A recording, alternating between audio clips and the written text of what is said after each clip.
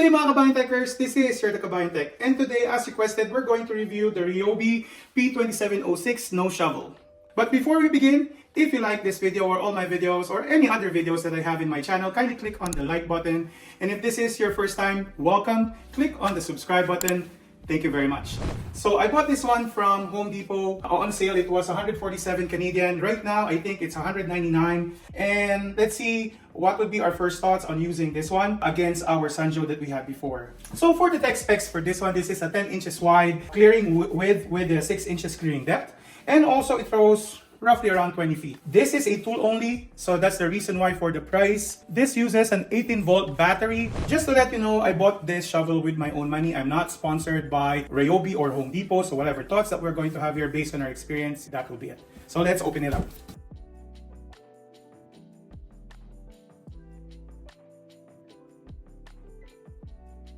There are two section points that you have to connect, and they provide you with the screws that you have to put in here, and you need a Phillips screwdriver for you to tighten it up. And those are the points.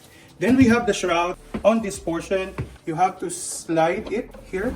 Have it connected here. There are screw points here, 2 screw points here, and 2 screw points on the top portions. So you cannot adjust the angle of the shroud. So for the last portion is to put in the handle on this part. We have to take out the bolt screw here, and we're just going to snap it in. And then once it snaps into place, then all you have to do is put back again the bolt and then the nut wing screw. This is a potential to break because they provided you with a plastic wing nut. If you want to buy a metal one, that is an option, but you still have to buy it. So I'm just going to have it that way first for now so that we could try it out and use. For the battery, any 18V on Ryobi 1 would work. I have a 4AH and that's the one that I have. If you have like 2AH, the battery life would be shorter. So all you have to do is from the bottom here is insert this and just push it in. So for the operation, you have to press this one first, either left or right. When you press it, and then that's the time that you're going to press the power level here.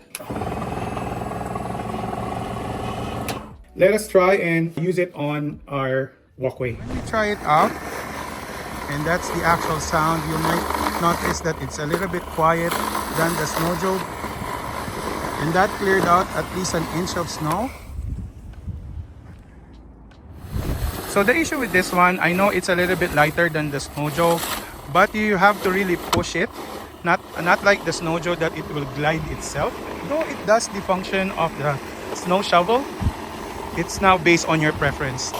So overall, it's a good product. It says that it will just give you 6 inches of maximum snow. If you have really lot or heavy snow, this will have a hard time. But for those who are on a budget, this one is a good snow shovel.